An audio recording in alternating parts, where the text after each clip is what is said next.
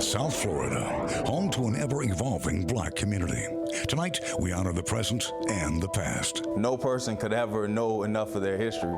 And if you don't know your history, you're doomed to repeat it. The overlooked legacies of local African Americans. Former Commander Anita Najee. And the leaders now breaking barriers.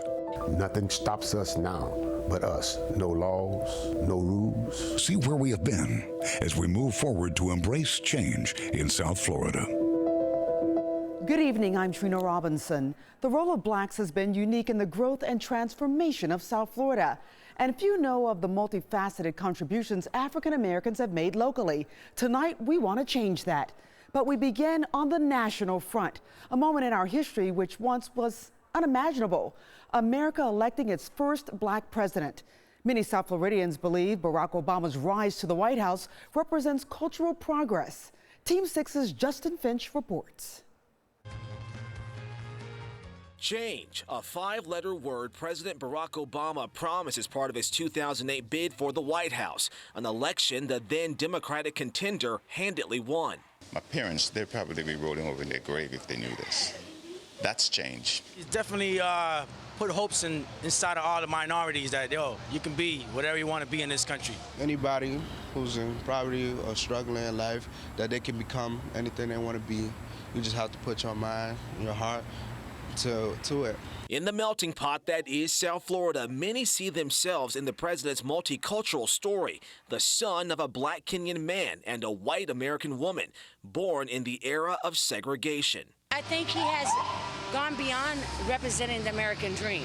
As America's first commander-in-chief of color, there are many who believe that President Obama brings change to Washington just by virtue of who he is. And many of those same people also believe his background also opens him up to some unique challenges as well. Challenges many believe he can meet. Why do I feel so passionate about him? Because I know he have it in him to do good. You can't make change overnight.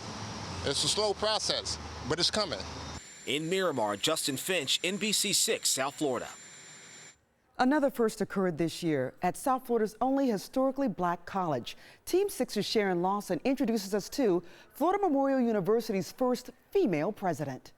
Florida Memorial University, the home of the Fighting Lions in Miami Gardens, welcomes for the first time a female to the helm. Because there's a couple of finance firms there. Dr. Rosalind Clark Artis joins the historically black institution as the first woman president in the school's more than 135-year existence. How has it been? It's been a whirlwind of excitement. It was a unanimous decision. A board of 30, 22 men, 8 women, appointed Dr. Artis as the 13th president, changing the dynamic of a school historically run by male presidents. I think it's an important move for the institution. Certainly there's no suggestion that a woman does it better by definition.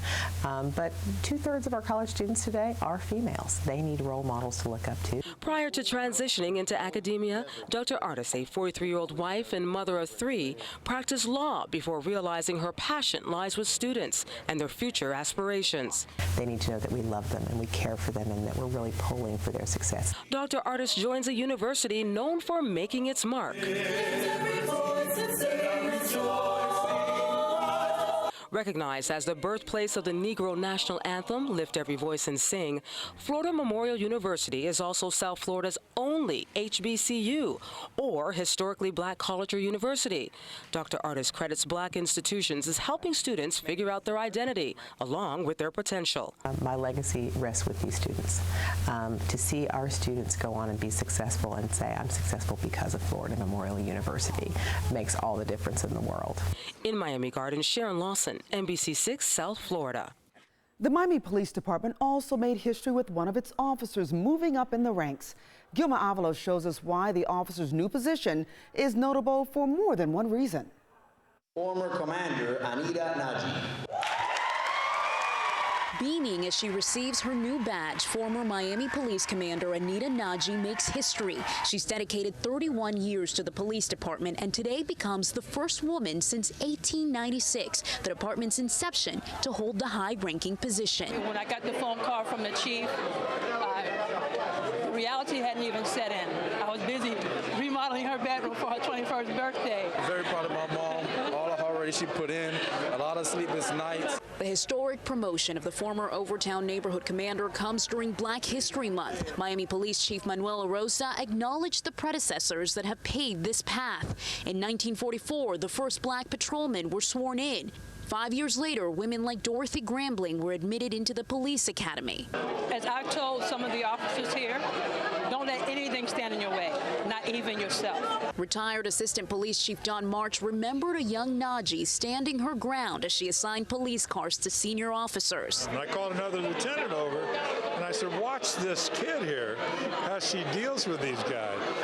There's something special about her, and it still is. Esther Farmer.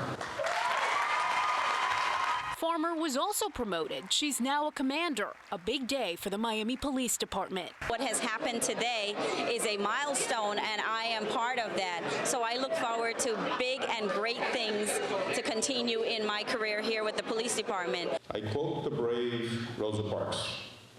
Each person must live their life as a model for others.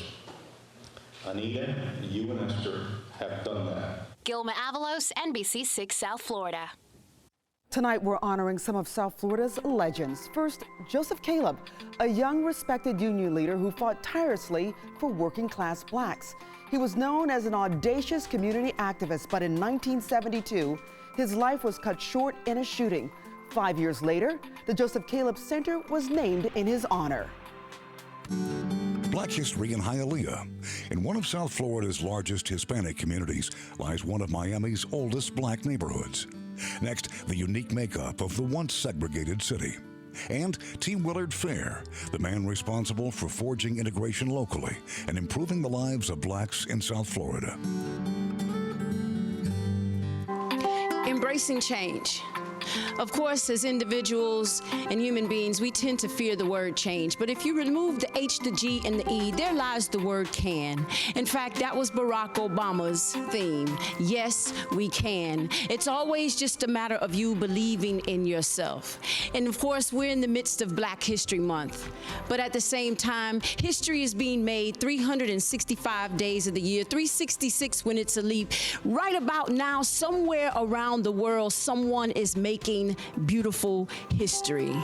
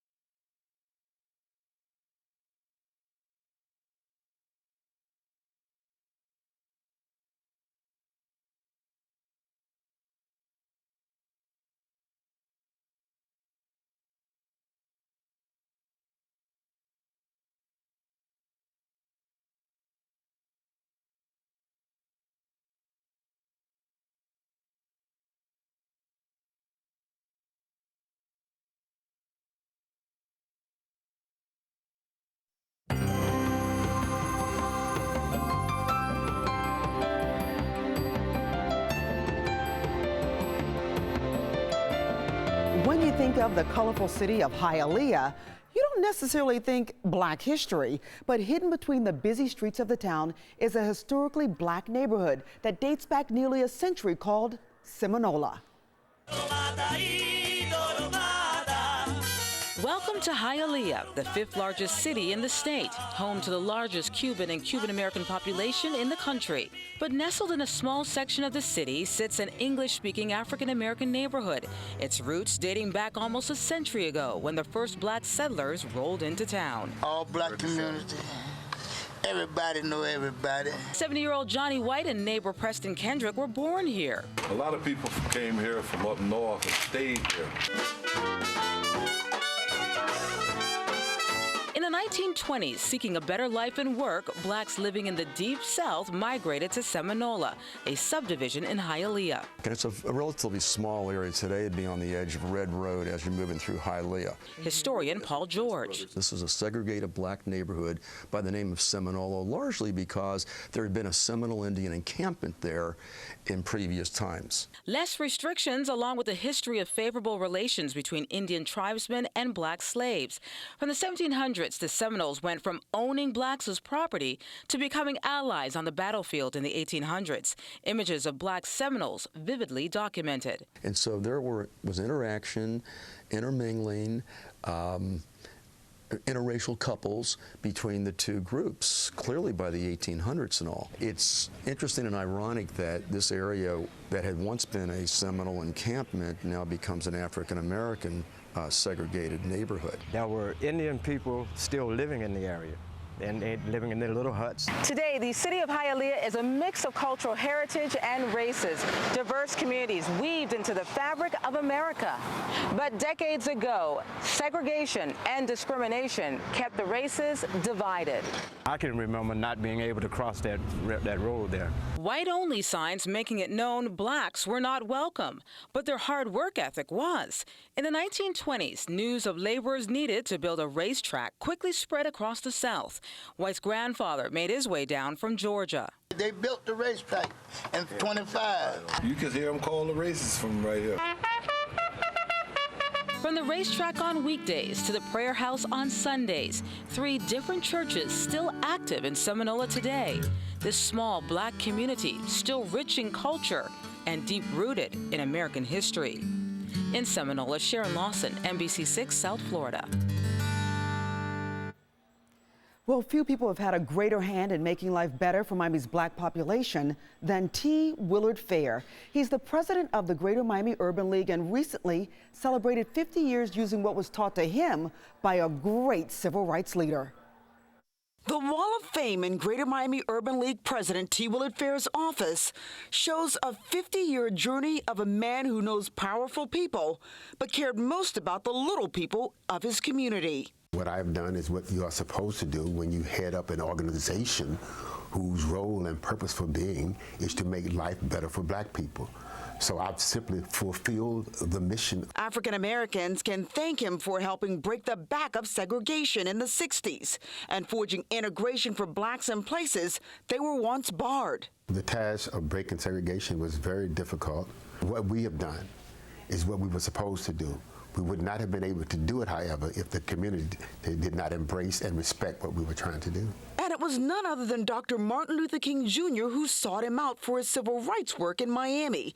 The two became good friends and often broke bread together on Dr. King's visits.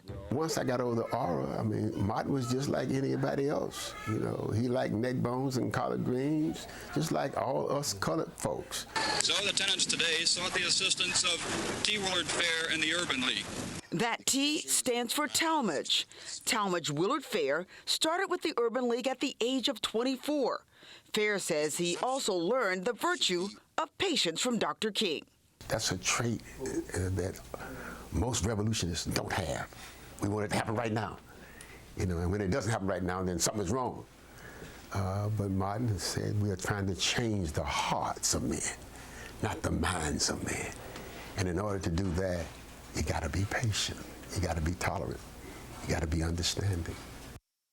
Through the night, mama, lead me home to the light. Amazing grace, amazing grace.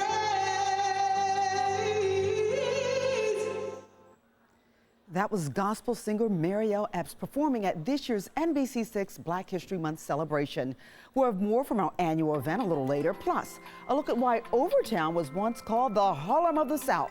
But first, honoring South Florida's legends, the late M. Athley Range was a civil rights pioneer who became the first African-American to serve on the Miami Commission in 1965. Range led the community-driven effort that created the Virginia Key Beach Park Trust.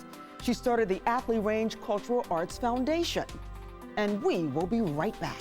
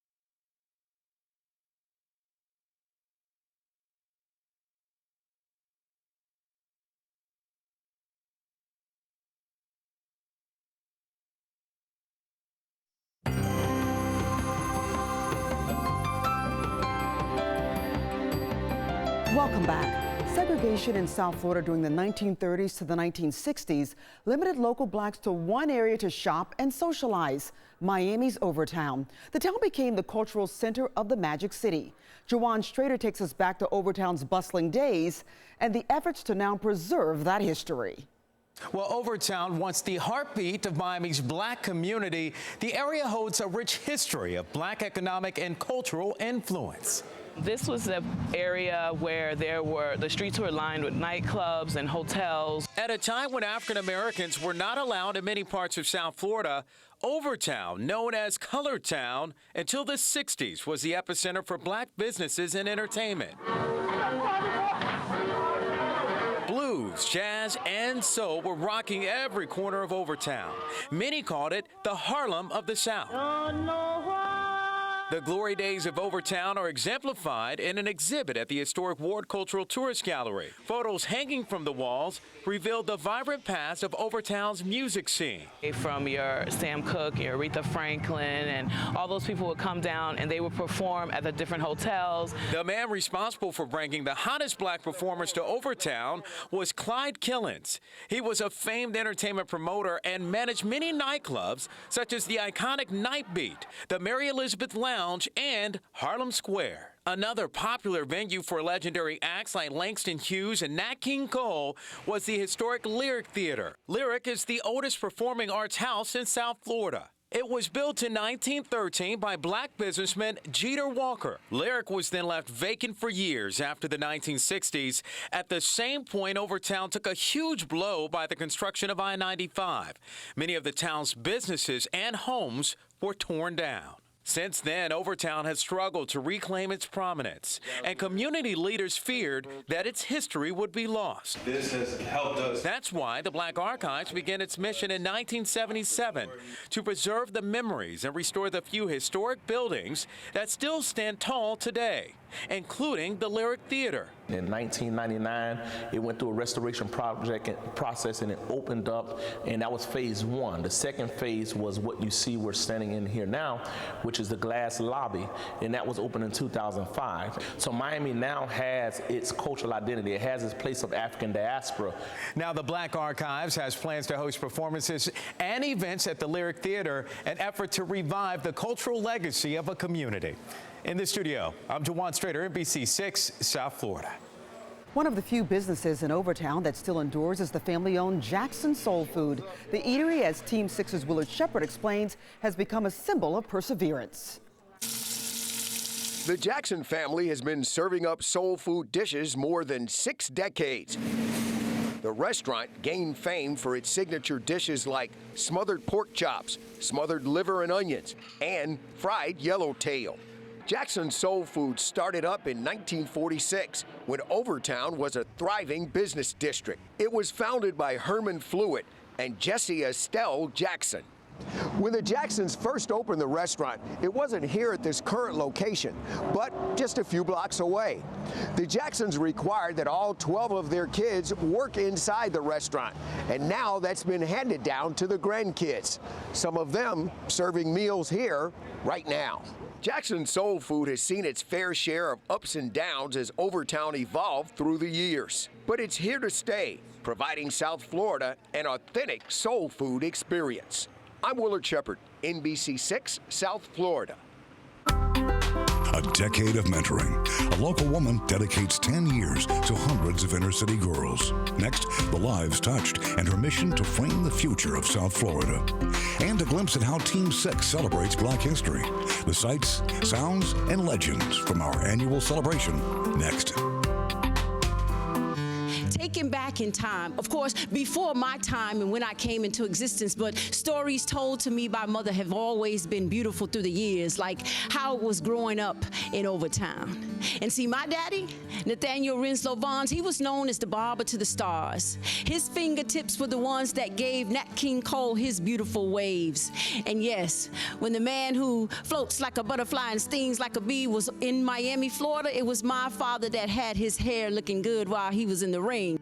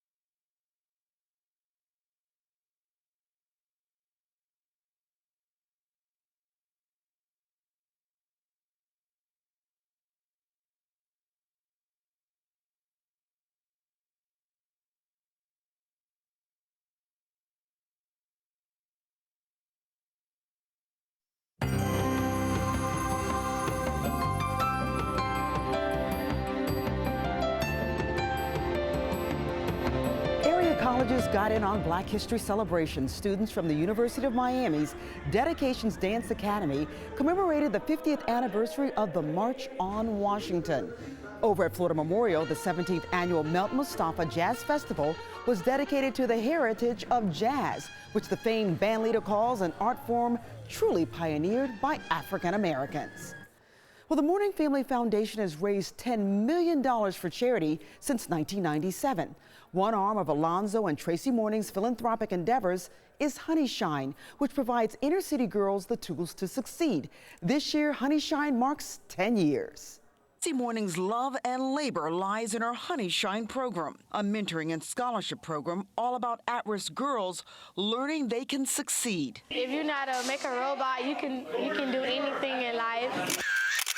This year, the Honeyshine program marks a decade and is about to expand worldwide. It was born out of inspiration and a dire need. I saw groups of girls walking around the neighborhood, no direction, babies on the hip, nowhere to go, and I'd be there with Miss Annie Lou, and I'd just think, which one am I out of that group? The young ladies are known as honeybugs. We have some honeybugs that have never been to South Beach or the beach before Honeyshine, and or into a hotel or into a restaurant, so I want them to know that they can go and they should go and that they belong. And the idea is for each precious young woman between the age of 8 and 18 to be empowered in education, the arts, self-esteem, and more. I want the world to know that Honeyshine's changing the lives of young girls so that they can too one day shine as women. And that's what Honeyshine is about, encouraging young girls to shine as women. The program is run out of the Overtown Youth Center, located in the heart of Miami's inner city. Its executive director says Honeyshine and the entire Mourning family have been a blessing for a poverty-stricken and struggling community. We're really providing support for them, and I think that Alonzo and Tracy have stood behind that and continue to stand and fight and help us break down barriers to success for many students in this community. I just encourage all of us out there to create a history and a legacy for our lives to be of service. Here at NBC6, we celebrate the legends of South Florida each year with our Black History Luncheon. The entire staff came together to honor our future and our past. This year's keynote speaker was Senior Vice President and Executive Director at MSNBC, Yvette Miley. Miley was the news director here at NBC6 from 2004 to 2009. She delivered the message of unity of how our rich past helps us embrace change. We are connected.